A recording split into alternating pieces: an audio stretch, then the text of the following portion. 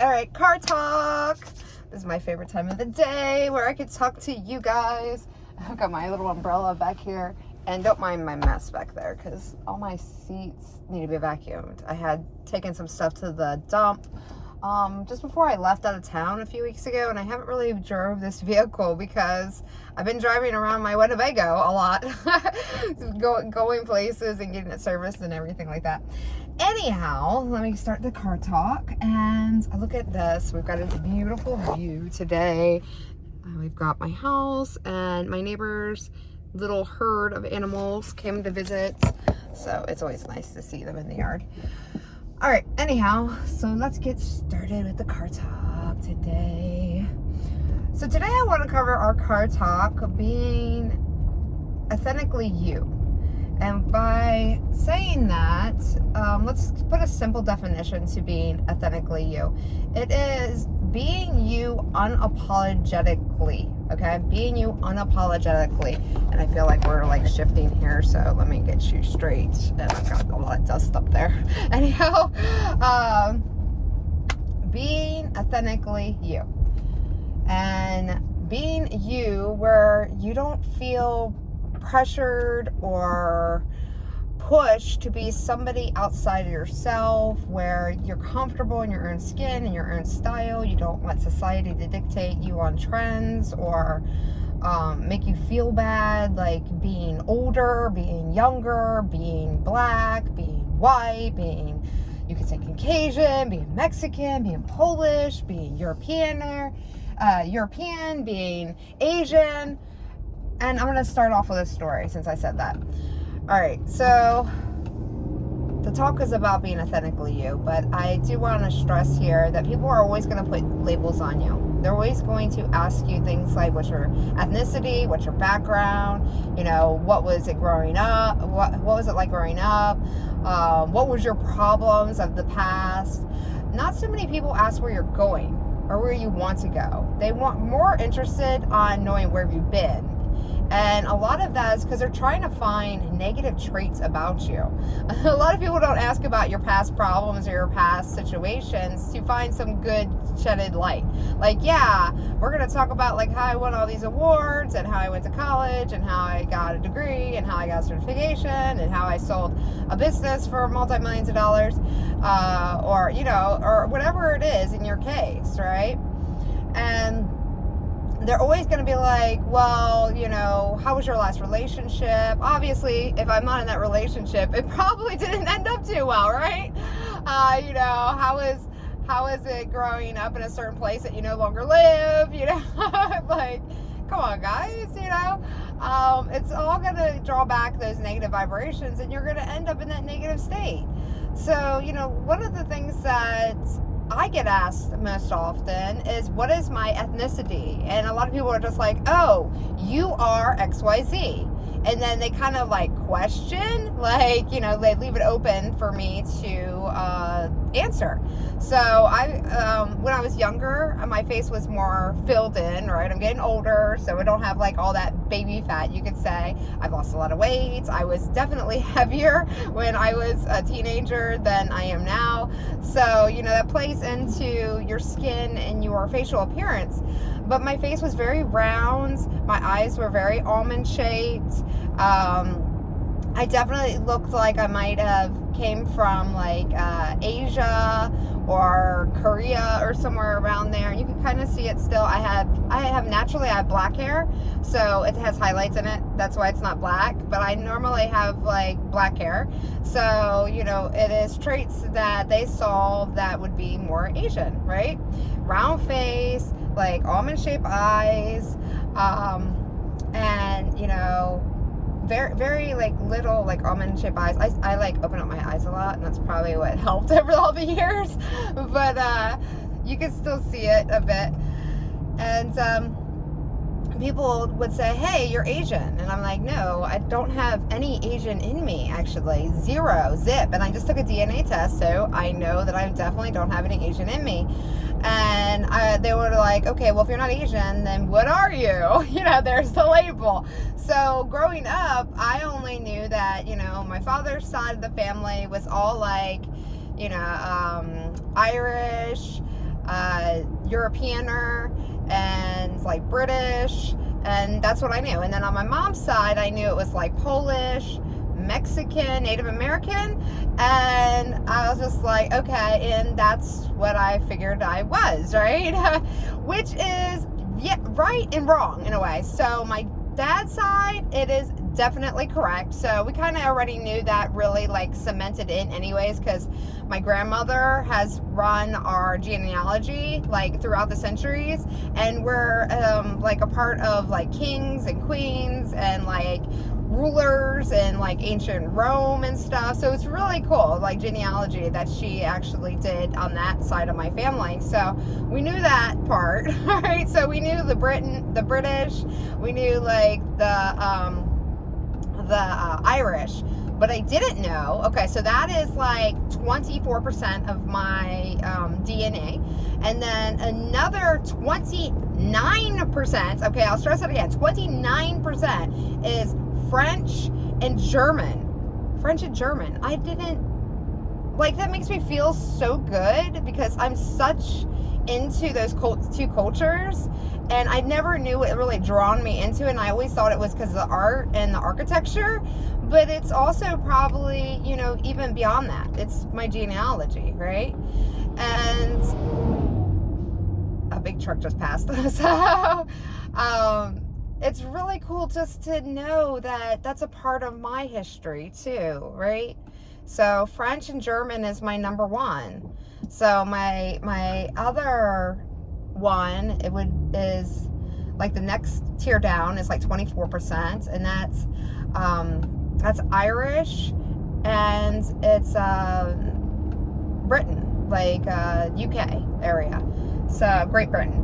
And I was like, that's really cool too. Okay, so that's like 50%, a little over 50. That's like 60% of my DNA almost. And then, so then my next one after that, I've got like 19% of Eastern European. That's my Polish side of my family. So that's my mom's side. So Polish, okay. And then I've got another 19%, a little bit more. I think it's like 20 something. It's like a little bit more. So we'll just say 19%. 19% is my Native American. And that's where you can see a lot of like the facial features. My skin turns like a reddish brown. So that's where I get that from. So that's my Native Indigenous American, it said. So that's like 20% of my DNA too. So now we've only got about 20%, not even 20%. It's like maybe 12% left or something. It's low. It's maybe like less than 10%. So all my less than 10% is Finnish, which is interesting. Nigerian, North Africa, some kind of Jewish. It's with an A, Jewish. And then I've got a Greek. Like, that is so interesting. So that's my other like lineage, if we like break it down for like anywhere from like 2% to less than 2%, but nothing lower than like points like 5. And there was like 2 more in there that was like a point like 1% or something, which I didn't even memorize. So I was just like, okay, does it even, like, it's so down there. It's like generation 10 backwards, you know. And it even listed what generation, you know, was giving me those genes, so I could track it back to my own lineage. Anyhow, I wanted to talk about being authentic. So, you know, knowing who you are, and a cultural aspect is good, but I really want you to focus on who you are in way of how you feel, okay? So bring a feeling, an emotion, an action. You know, there's a lot of traits that I like hold on to that I've created myself, just being naturally me, right? Not because society pressured me to do it, not because my parents pressured me or my boyfriends or whatever, you know, my husbands, I would say husbands, but I only been married once, you know, divorced now, so we'll put that in there, but no serious relationships yet. But anyhow, I'm getting sidetracked because there's a lot of traffic now. All right, let me just concentrate real fast. Okay, so, you know, being authentically you is playing on the traits or the personalities or the experiences that you want to keep, you want to hold as you, right? So I absolutely love these like collar necklaces, and I love the way they look with tank tops and like cutoff shirts. I've been really into henna lately, so I get my whole back done and it'll run around my side and come down my arm. I'm absolutely in love with that right now. I might end up getting a tattoo. Right now you don't see any on me. It just faded. I usually get it on my hand too, which looks really gorgeous, and I love it. The thing is, it only lasts about 2-3 weeks, and the last one I messed up really badly. But if I get a tattoo, then it would look gorgeous on me, and it would really enhance my beauty, right? So do things that enhance your beauty, your natural beauty, okay? And makeup, you know, is good and everything to enhance it, but it's not like a permanent fix, guys. So you're gonna have to learn to do some skincare. You're gonna have to learn to do some hair care. You're gonna have to learn what works right for your body to get it moving, okay? And do things that you love. Life is too short to like put yourself through a grueling workout or a grueling diet. You know, I became vegan because I wanted to have a better health stance in general, and vegan was the easiest thing for me to do. It took me 2 years to become fully vegan, but now it's a discipline, right? It's a discipline for myself, and not because I had to say, oh, I can't have it. No, I just don't want it. I don't want the feeling that meat gives me. I don't want the feeling that dairy or eggs give me. Sure, did I love them? Would it taste good if I ate them again? Yeah, probably. I imagine, because I ate them most of my life, right? I'm 40. I've ate them most of my life until like the last 2 years. I was a really good cook. I knew how to cook them. You know, I'm a really good cook now. It's just different. You know, it's just different ways of preparing different things. And I'm still learning with being vegan, because it's not like I've have 20 years of experience in cooking vegan like I've had with meat. But you know, it's all about being authentically you. And so for me, being authentically me is being vegan and not apologizing or telling people that I can't eat there because there's no vegan options or nothing that I want to digest in my body because it's like a salad. Veganism isn't salads. And it sure to God isn't just like fruit and like veggies, okay? There's lentils, there's beans, there's butter, like nut butters, there's olives, there's onions. I mean, well, that gets into the vegetable part, right? So, but there's just so much. There's capers. Oh my God. There's, that would probably be a vegetable, I imagine. But there's just so many different oils and spices, and you know, there's so many different beans and way to prepare those, and there's just so much. When you compare, like, there's only like 5 different types of meat, okay? But if you put everything else on the plate that the whole universe has to offer, there's a lot more vegan stuff than there is meat stuff. All right, so you're actually limiting yourself if you just eat meat. That's the way I see it. You're limiting yourself. You're limiting your palate, that's your taste buds, to just eat a meat product every day. So you're limiting your ability to eat good food. And you're not only that, you're putting yourself into like restaurants and places to go that serve that, but they don't have any like really good variety or sauces or textures or, you know, scents. And I don't want to spend the rest of my life going to those types of places. So that is me being authentically me. Another thing, you know, I'm vegan, but I absolutely love leather. Okay, so that has my name on it. It reminds me who I am, right? It's my persona. Who am I? My whole brand is my name, Amina. A-M-E-N-A. All right, Amina. And it's taken me a long time to really love myself. So it's a way to show my appreciation for myself. It's not to show like being like ego driven or like egotistical or showing off that, you know, oh, I'm Amina and everybody should praise me. No, it's for me. It's a reminder for me, okay? It's for me. When I have my Amina earrings or my Amina necklace, it's for me, you know? It's not for everybody else. You know, it's my brand. It's me being authentically me. And being at peace with that and loving myself. And it's a reminder for me that it's okay to love myself, okay? And, you know, I've got leather earrings that I absolutely love. And yes, I love the imbalance of it. You know, I love having my hair this way and this length. And I'm liking the color. I'm not going to say I love the color because I was going to go a little lighter, but I'm actually really fond of the color right now. Maybe I'll go a little bit lighter as it gets more into the summer. I love my eyebrows. I've been getting my eyebrows done. I've been getting my nails done. I love that. I've been getting waxed, before I would shave. Total difference. I don't sweat when I'm waxed. There's no need for antiperspirant. I can go like 3 weeks. I wouldn't say a month, like 3 weeks without having to go get waxed again. It's me, right? And I'm discovering me more every day, every single day. I don't like foundation. I don't usually put foundation on my face. I go all natural. There's things I would improve, like as I get older, my teeth are getting a little bit more crooked. I used to think it was really cute, and I still kind of think it's really cute because it's my personality, it's me.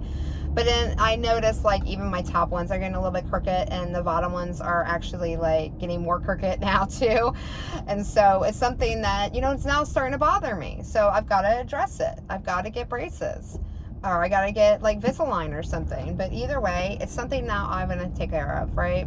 Same thing with my skin. I had some skin damage because I was sitting in front of a window for way too long during the day, doing my office work in my house. And I really damaged my skin. I ended up having like little spots of skin damage, and I still have it. And it's been a year and a half, like almost 2 years, right? And I've been getting like facials and treatments and stuff like that. But the more I look into it, it looks like Botox would definitely be my key to repairing a lot of that damage. And then some other procedures too, to restore like the damage that the actual skin did. But for like the wrinkles and everything, Botox. And I used to be so scared of that because I thought it was permanent, or I thought like people had all these problems with it, but apparently they don't, and it's not permanent. And there's millions of people that get it done. So it's something now I know more about and I'll do. So when I talk about being authentically you, it's an ongoing process. You see what I'm saying? It is self-love to another level. You are loving yourself, that you're going to care for yourself more than anybody else in the world would ever care for you, because you're with yourself every single day, and it's your responsibility to love yourself every day. So I'm going to kind of leave it like that because I am here at my coffee shop, and I'm just going to give you like a little bit of more inspiration before I head out, guys. But if you haven't followed my page yet, follow my page, put on notifications for always. My name is Amina K. Thornton, and I look forward to growing with you and inspiring you and giving you access to programs and people and events that's really going to motivate you to step it up to the next level. So everything in this life is energy, and when you are authentically you, let me get closer and so we can make eye contact, and I'll look at the camera. When you are authentically you, you will be at a higher plane and a higher peace, because when you are authentically you, you'll be fully in line of who you truly need to be for you. And when you have that, nobody can ever take that away, because you feel good, you look good, you're going to radiate, people are going to be attracted to you, I promise you. And if you need help, if you need guidance, if you need a support system, message me. I have a team here that, helps me, put out my content, that helps me do my coaching services or promote different coaching services. I have a whole network of coaches that I work with, that I help, and I want to help you. All right, wherever I'm at in life, even if one day I don't do my coaching, I will find you somebody that will help you. Okay, as long as I'm here on earth, I do not want anybody that I know, that I touch, that one of these videos reach, ever has to live like I have, where I didn't love myself, where I put myself down, where I let other people put me down, where I had lived in trauma and abuse and in a negative mindset for majority of my life up until now. And since understanding on a deeper level who I am, and not being afraid of who I am, and not letting other people tell me who I am, and not letting other people influence who I am, I totally feel at peace whenever these people come in and out of my life and want to bring me down again. And I know it will help you, and I know it will grow you, and I know it's what you need is just to love yourself for the rest of your life. People are going to be there. People aren't going to be there.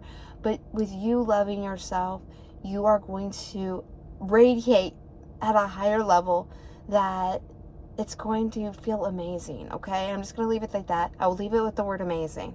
All right, guys, Amina K. Thornton here. Turn on notifications, like this video, leave me a comment, and I look forward to talking to you, working with you, seeing you, and just knowing you, all right?